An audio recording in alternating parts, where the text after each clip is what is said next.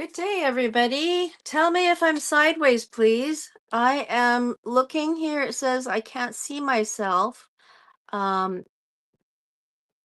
and I'm going live. This is Morsels of a Thought number 1590. And I'm gonna uh, wait until somebody comes on and tells me if I'm sideways or not. I tried to do rotation control because suddenly StreamYard wouldn't let me uh, uh, film with the landscape version. So I hope I'm right side up. I hope I'm right side up. Good morning, good day, everybody. And 1590 is the consecutive day number that I've been bringing you morsels of a thought, preferably of wisdom. Knowing the right thing to do is always called wisdom. And actually doing the right thing is called virtue. So I'm hoping that I'm not sideways. This is my biggest fear at this very moment. So if I am sideways, somebody please call me or something. Uh, God damn. Okay. Anyway, I can't tell. All right. So we're reading about Epictetus. Epictetus wrote this. Everything in here, except for the commentary, is written by Epictetus, or not written, but authored by Epictetus. Okay. Other people transcribed what he wrote. He was a teacher in ancient Rome, and he had originally been a slave, and he grew to become a teacher. And he says in Discourses, book 2.2 on tranquility, if you're ever involved in a lawsuit, you need to consider what you want to preserve and what you want to accomplish. Let me skip, let me not skip, let me not forget. Leave the study of law court arguments, hypothetical problems, and syllogisms to others while you focus on how to face death, imprisonment, torture, and exile. This was when we were reading last weekend, and we were reading that confidence and caution are not incompatible. Okay, somebody please tell me. The comment disappeared. Could you please comment again, Gina? Make the comment again so it'll show up for a second, because what it did is it showed up and I can't see it. If you could please say it again, then I'll know which way to orient the camera. Part of the camera is sideways and the other part of it is not. So my screen is double angled right now. So Gina, are you there? If you're there and you can type quick, type fast. Okay, so this is to finish up that section on saying that caution and confidence are not incompatible. Approach all these things: death, imprisonment, torture, and exile. Approach all these things with confidence, trusting in the one who has called you to experience them and has judged you worthy of this post, an assignation that will assignation that will enable you to show what a rational command center is capable of when it confronts forces that aren't subject to will. And so the paradox we started with, the idea that we should act with a combination of caution and confidence, will no longer seem untenable or paradoxical. One can act with confidence where things aren't subject to will, and with caution where things are subject to will. Now, 2.2 on tranquility. If you're ever involved in a lawsuit, you need to consider what you want to preserve and what you want to accomplish. If you want to keep your will in its natural state, you'll be completely unassailable. Everything will go smoothly and you won't meet any difficulties. Because if what you want to safeguard are the things that are entirely up to you and naturally free, and if you're satisfied with them, what else is there for you to worry about? Who is their master? Who can take them from you? If you want to be self-respecting and trustworthy, who can stop you? If you want to be unimpeded and unconstrained, who can compel you to desire something that doesn't seem desirable to you, or to feel aversion towards something that doesn't seem to you to need avoiding? Now, the judge is going to deploy things against you that are widely supposed to be frightening, but it's impossible for him to make you feel aversion toward them.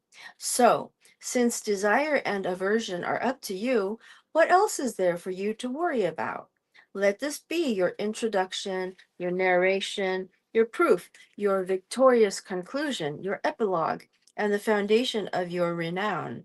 That's why when someone was reminding him to prepare for his trial, Socrates said, "Don't you think I've been preparing for this all my life? What form has this preparation taken? I've safeguarded the things that are up to me." What do you mean? I've never wronged either another individual or the state. But if you also want to safeguard things that are external in you, your body, your property, your reputation, my advice to you is that you'd better immediately make a start on preparing yourself in every possible way.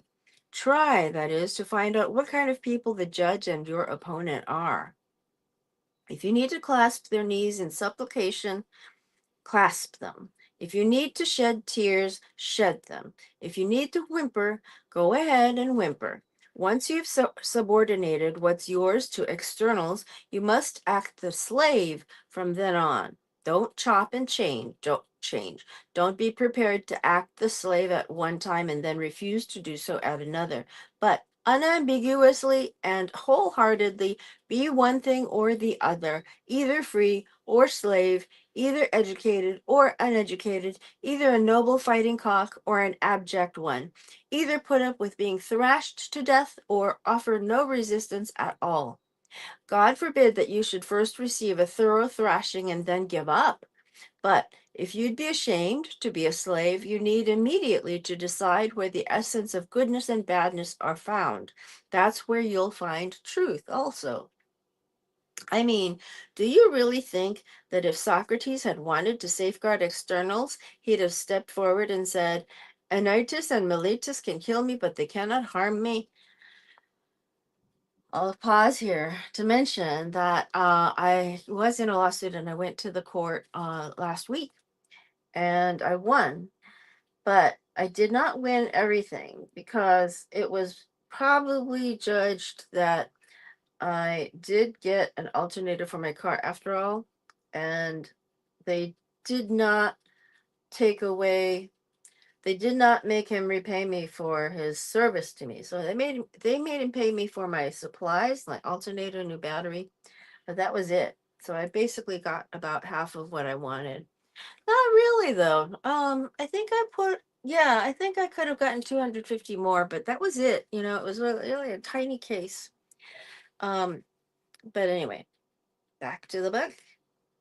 I mean, do you really think that if Socrates had wanted to safeguard externals, he'd have stepped forward and said, "Anytus and Meletus can kill me, but they cannot harm me"?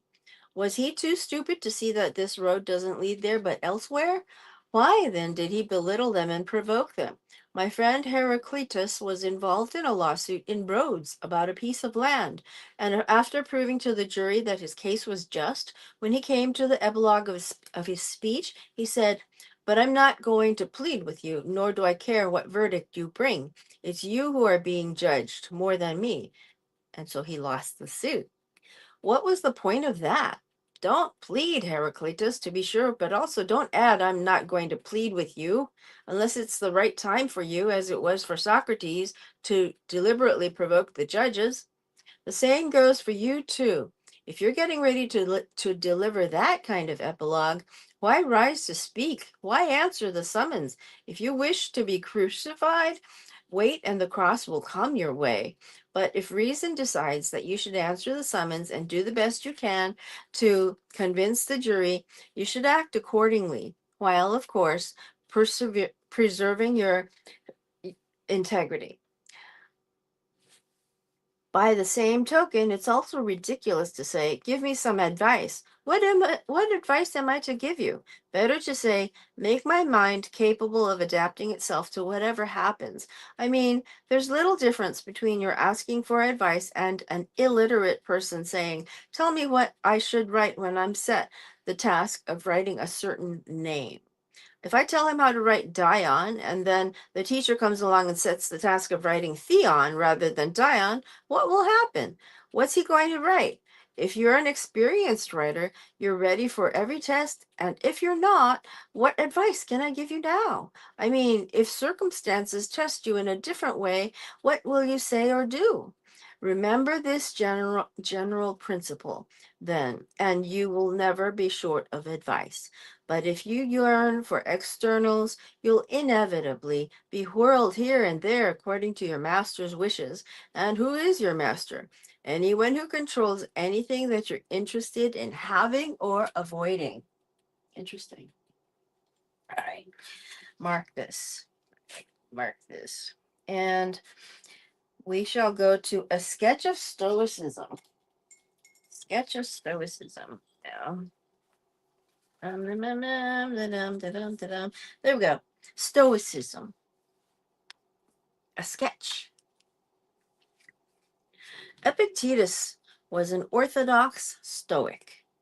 He introduced, this is back to the commentator. The commentator is Robin Waterfield.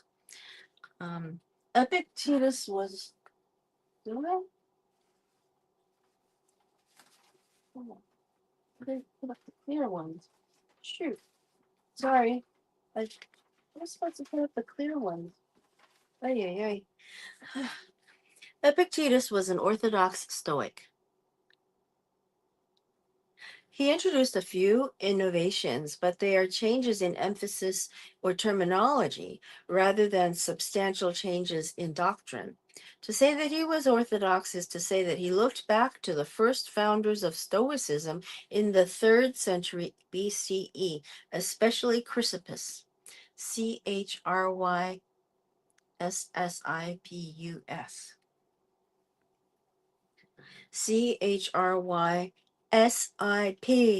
Chrysippus.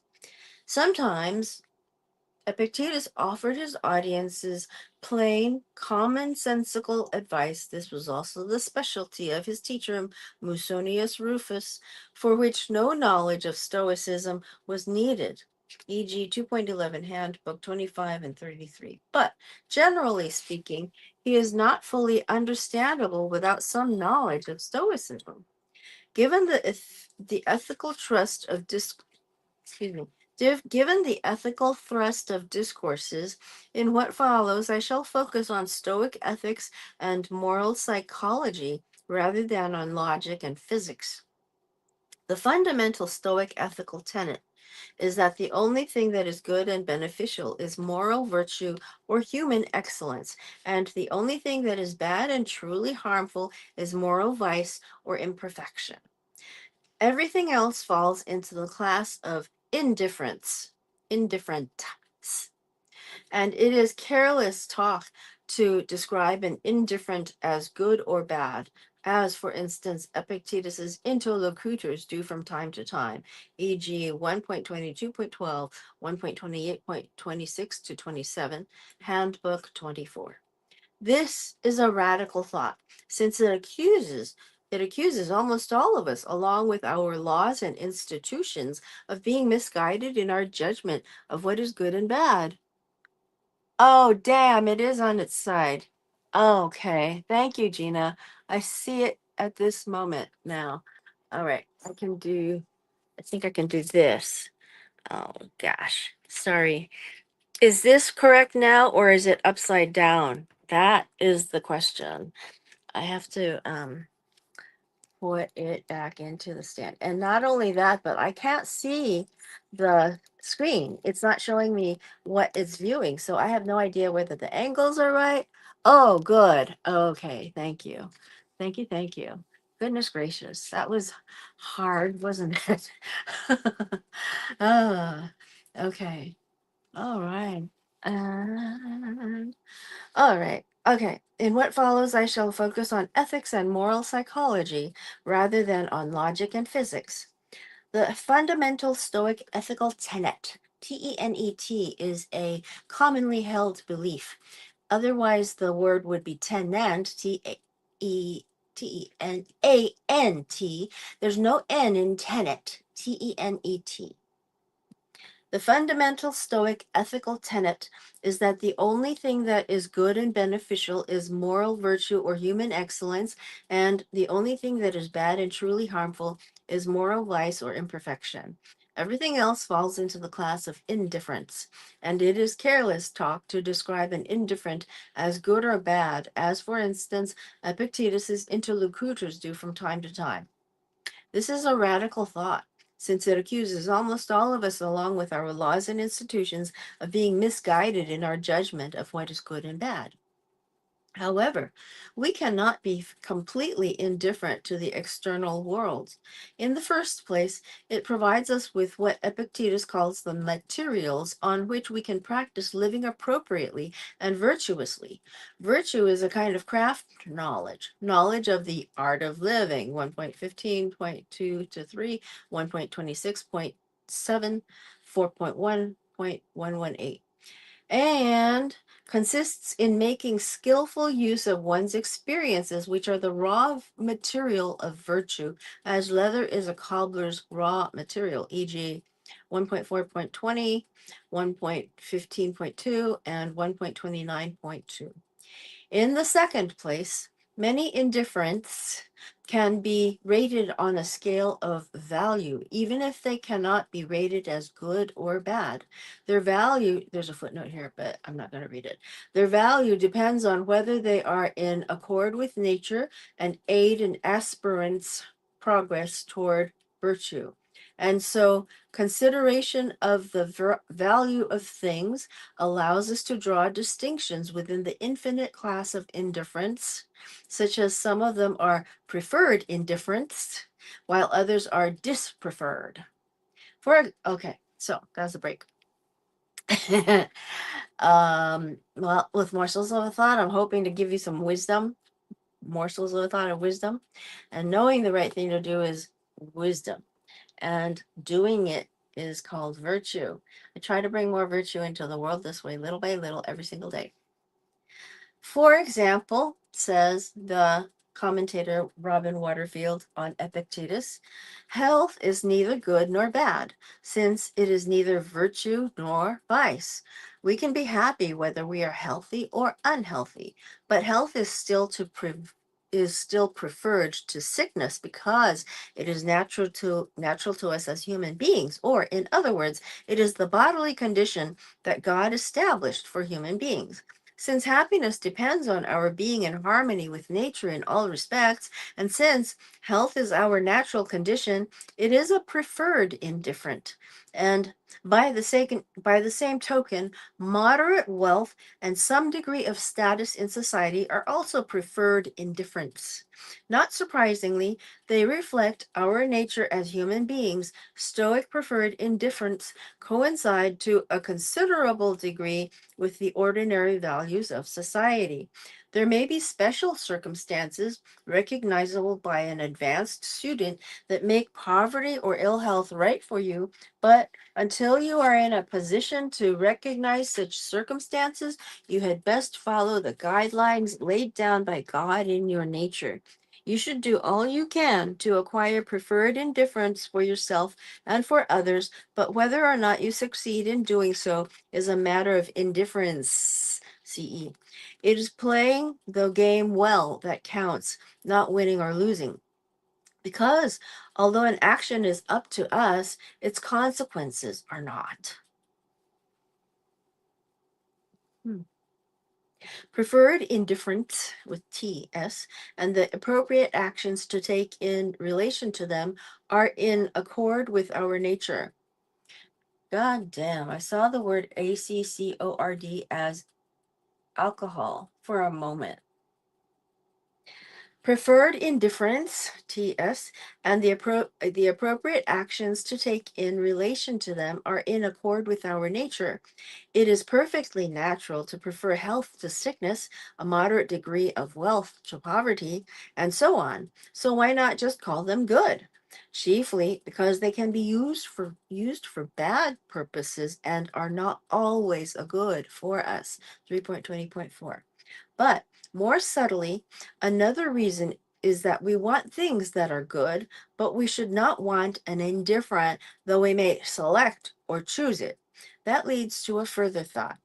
If we want something, we feel pleasure when we get it, but pleasure is generally to be avoided anyway, and is certainly an inappropriate response to something that is indifferent.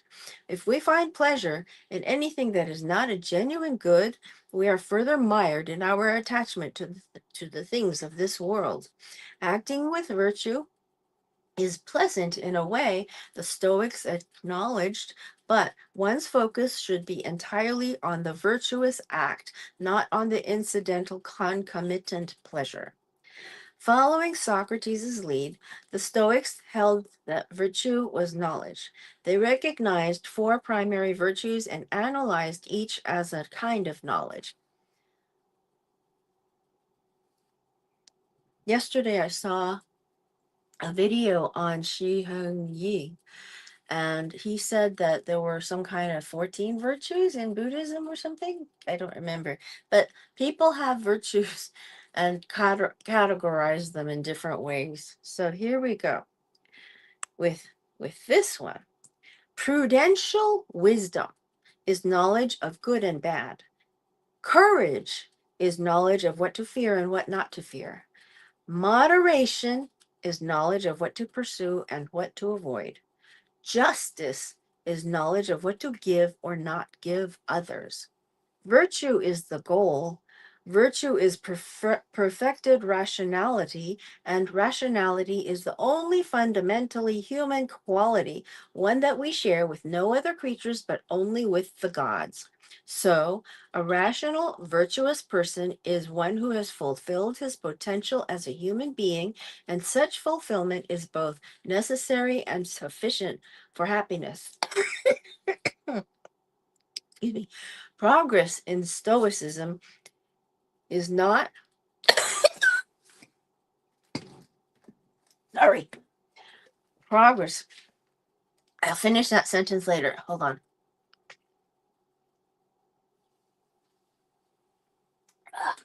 Sorry. Virtue is the goal. Virtue is perfected rationality, and rationality is the only fundamentally human quality, one that we share with no other creatures but only with the gods. So, a rational, virtuous person is one who has fulfilled his potential as a human being, and such fulfillment is both necessary and sufficient for happiness. Progress in Stoicism is not the acquiring of new faculties or powers, but learning to trust and depend on your rational faculty. If virtue is knowledge, it follows that behaving non-virtuously is a product of ignorance. As Socrates insisted, people always want what is good for them.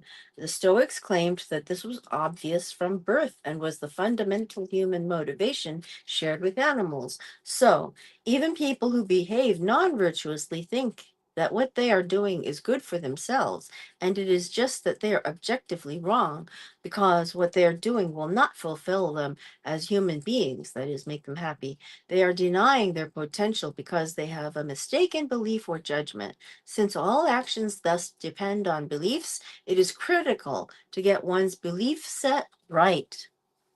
Interesting.